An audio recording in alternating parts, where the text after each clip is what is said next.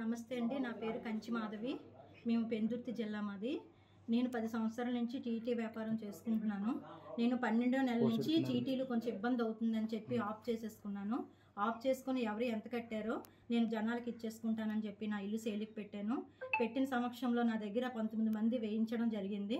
వాళ్ళు ఏమొచ్చి నేను ఇవ్వాల్సింది కొంచెమైతే మార్కెట్లోని జనాల సొమ్ము ఎక్కువగా వాడేసుకొని వాళ్ళు స్టేషన్కి వెళ్ళిపోయి ఎక్కువ అమౌంట్లు ప్రూఫ్లు లేకుండా రాయించేస్తుంటే పెందుర్తి స్టేషన్లోని తీసుకోవడం జరిగింది. నేను అడగడం కూడా జరిగింది, పోరాడడం కూడా జరిగింది. ఎందువల్ల అంతంత అమౌంట్ రాయిస్తున్నారని చెప్తున్నా సరే నా మాట అసలు పట్టించుకోకుండా వాళ్ళు ఎంత ఒక అమౌంట్ని 10 సార్లు వచ్చి మార్పించి రాయించుకుంటున్నా సరే నాకు అక్కడ రాయించేసుకుంటున్నారు.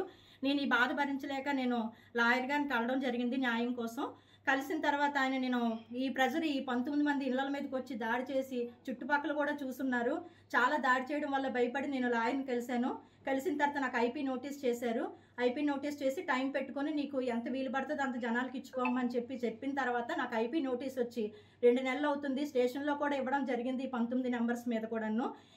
ఐపీ నోటీస్ వచ్చి ఫస్ట్ వాయిదా కూడా 29 కల్లా వెళ్ళినా సరే నాకు స్టేషన్ నుంచి ప్రతిసారి పిలవడం చేయడం హెరాస్మెంట్ అలా కూర్చోబెట్టడం చేయడం జరుగుతుంది. దేనికైనా అడిగినా కూడా నాకు సమాధానం చెప్పట్లేదు. 2 ఎఫ్ఐఆర్లు కూడా నాకు ఫైల్ చేయడం జరిగింది. చేసిన తర్వాత కొన్ని ఏదో కేసు కట్టేసి నాకు పంపించండి సార్, నేను ఈ ప్రెజర్ భరించలేకపోతున్నానని కూడా అనడం జరుగుతుంది. కానీ నాకు న్యాయం జరగట్లేదు. వీళ్ళందరూ కూడా అన్యాయంగా సిపి గారి దగ్గరికి వెళ్ళిపోతున్నారు, ఏసీపీ గారి దగ్గరికి వెళ్ళిపోతున్నారు. అక్కడి నుంచి స్టేషన్కి ప్రెజర్ పెరిగిపోతుందని చెప్పి నా మీద అన్యాయంగా అస్తమానం నన్ను పిలిపించి ఇబ్బంది పెడుతున్నారు. నిన్న కూడా ఉదయాన్న 9:30కి 2 పోలీసులను యూనిఫామ్తో అందరు వీధిలో చూస్తుండగా మమ్మల్ని తీసుకెళ్లారు. మా ఆయన గారిని నన్ను తీసుకెళ్లి రాత్రి 12:30 వరకు ఆడ మనిషిని కూడా చూడకుండా నన్ను ఉంచి మళ్ళీ 2 మగ కానిస్టేబుల్ని ఇచ్చి ఇంట్లో మేము ఉంచుకోవడం జరిగింది వాళ్ళని. మళ్ళీ ఉదయాన్నింటికి వాళ్ళిద్దరిని పంపించి ఇంకొక 2 పోలీసులు పంపించారు. ఇప్పుడు మేము ఎందుకు మాకు ఇలా అరెస్ట్ చేస్తున్నారు, ఆల్రెడీ ఎఫ్ఐఆర్ ఫైల్ చేశారు కదంటే ఏవో కొత్త కేసులు కట్టామని చెప్తున్నారు. అవి ఏ కేసులు అనేది కూడా నాకు చెప్పట్లేదు, వివరణ ఇవ్వట్లేదు. రావడం అయితే నేనైతే ఈ 19 మందికి ఎవరికైతే ఐపీ నోటీస్ చేసుకున్నానో అందులో 7గురే తిరుగుతున్నారు. ఆ 7గురే నిన్నంతా కనిపించారు. మిగతా వాళ్ళు ఎవరూ లేరు, ఏ కేసులో తెలీదు. నేను ఇల్లు ఖాళీ చేసేస్తున్నానని చెప్పేసి పుకార్లు వచ్చాయని చెప్పేసి చెప్పారు. దాన్ని కూడా నేను రుజువు చేసుకున్నాను కాదని. ఇంత జరిగినా నాకు ఈ ప్రెజర్ జరుగుతుంది. ఇది కాకుండా నా తల్లిదండ్రులకి నేను తీసుకెళ్ళి ఈ అమౌంట్ ఇచ్చేసానని చెప్పి ఏజ్డ్ పర్సన్స్ వాళ్ళు 70 ఏళ్ళు మా నాన్నగారికి, 65 సంవత్సరాలు ఆవిడకి, ఇందులోని ప్రూఫ్లు ఏమీ లేకుండా వాళ్ళని లాగుతున్నారు. దయచేసి నా తల్లిదండ్రులను కాపాడండి.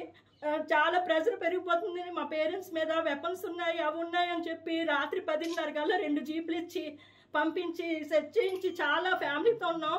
మాకు న్యాయం జరగాలండి. చాలా భయం వేస్తుంది. దయచేసి కొంచెం మాకు న్యాయం జరిపించండి. మాకు భయం వేస్తుంది. ఎవరు ఏ నిమిషం మాకు ఏడు చేస్తారో తెలీదు. నేను ఏ కేసులు పెట్టినా తీసుకోవట్లేదు స్టేషన్లో. వాళ్ళు చాలా ఘోరంగా స్టేషన్లకు వచ్చి పదజాలం చల్లుతున్నా వాళ్ళని ఎవరు కంట్రోల్ చేయట్లేదు. కొంచెం నాకు న్యాయం చేయండి దయచేసి. సిపి గారికి దయచేసి చెప్తున్నాను. నేను ఇప్పటికి వచ్చి కలవలేదు, ఎందుకంటే న్యాయం నా వైపు ఉంది, కోర్టులో తేలుతుందని నేను ఇంతకొచ్చి సిపి గారికి విన్నపం చేసుకోలేదు. అందువల్ల నాకు కొంచెం న్యాయం చేయండి సార్. వీళ్ళు అన్ని అబద్ధాలు చెప్తున్నారు మీ దగ్గరికి వచ్చి. కొంచెం నాకు ఈ పెందుర్తికి ఫోన్ చేసి దయచేసి నాకు న్యాయం జరిగింది. లేదని సమక్షంలో నా తల్లిదండ్రులు జోలికి వెళ్ళి ఏ సాక్ష్యాలు లేకుండా వెళ్తే మాత్రం నేను ఆత్మహత్యనే సరే ఇంకందరం చచ్చిపోతాం. మేము అందరి పేర్లు రాసి చచ్చిపోతాను. నేను ఇదే చెప్పదలుచుకున్నాను. ఇంకా అంతకు మించి అయితే ఏమీ లేదు. నేను 1,35,00,000 ఇవ్వాలండి. మార్కెట్లోని 25 కోట్లు 12 కోట్ల లాగా చెప్తున్నారు. దేనికి ప్రూఫ్లు లేవు.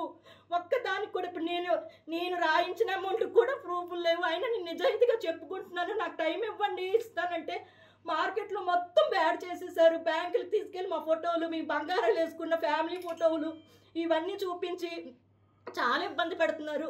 దయచేసి మాకు న్యాయం చేయండి.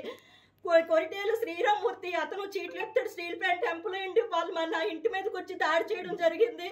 వాళ్ళు నన్ను ఏ నిమిషంకే నా ఫ్యామిలీ నాకు ఏదైనా చేస్తారు. తర్వాత ఆకాశ సౌజన్య ఈ కేసుతో సంబంధమే లేదు. ఆవిడ కూడా స్టేషన్కి వస్తుంటే నేను అడగడం జరిగింది, ఆవిడ ఎందుకు నా కేసులో ఎంటర్ అవుతున్నారన్న పట్టించుకోవట్లేదు. ఇదంతా రాజకీయంగా చేస్తున్నారు. దయచేసి నాకు న్యాయం జరిపించండి, నా తల్లిదండ్రులు రక్షించండి. ఇంకా అందుకని చెప్పలేను. నేనేమైనా పర్లేదు, నా తల్లిదండ్రులకి ప్రూఫ్లు లేకుండా వాళ్ళు మాత్రం రక్షించండి, అంతే. ఏం చెప్పలేను. కొంచెం పెందుర్తికి ఫోన్ చేయండి సార్, అంతే ఇంకేం లేదు. నిన్నంతా ఉంచారు సార్, 12:30 వరకు ఉంచారు. మ్యాటర్ చెప్పలేదు. ఏవో కొత్త కేసులు అంటారు. ఏంటి ఆ కేసులు? వాళ్ళు 19 నెంబర్సే అందులో వాళ్ళే వచ్చారు. ఇంకెవరు కొత్త రాలేదు, మీరు ఇల్లు ఖాళీ చేస్తున్నారని పెట్టారంటే ప్రూఫ్తో సహా నేను నిరూపించుకున్నాను. ఇంకా అందుకని ఫస్ట్ టైం కేసు ఎప్పుడు పెట్టారమ్మా? కేసు మేమా సార్ అలా వాళ్ళు పెట్టింది ఎప్పుడు పెట్టారు? వాళ్ళు పెట్టింది 1 మంత్ అలాగవుతుంది సార్. ఎఫ్ఐఆర్ 2 ఫైల్ చేస్తారు సార్. ఇప్పటికొచ్చి మనకి ఈ పోనీ అదేదో అంటారు, నాకు ఆ సెక్షన్లు కూడా తెలియవు. అరెస్ట్ వారెంట్ పోనీ చేసిన జైలు కూర్చున్న లేని పోనిగా ఇబ్బంది పెడుతున్నారు ఈ జనాలు. 19 మంది కూడా, అందులో 7 చాలా టార్చర్. ఈ స్టీల్ ప్లాంట్ శ్రీరామ్మూర్తి వాళ్ళ ఫ్యామిలీతో నాకు చాలా బడ్డింగ్ ఉంది సార్. దయచేసి వాళ్ళ ఫ్యామిలీ నుంచి ఏ నిమిషంకైనా నా పిల్లడు రోడ్డు మీద తిరుగుతున్నాడు, వాళ్ళ ద్వారా వీళ్ళ ద్వారా తెలుస్తున్నాయి, మా పిల్లడికి కాలు ఎరగొడతాం చెయ్యి ఎరగొడతామని పెడుతున్నామని, కొంచెం నాకు రక్షణ కల్పించండి, నా తల్లిదండ్రులకు రక్షణ కల్పించండి దయచేసి. ఇది ఒక్కటే నేను చెప్పుకోగలుగుతున్నాను ఇప్పటికొచ్చి.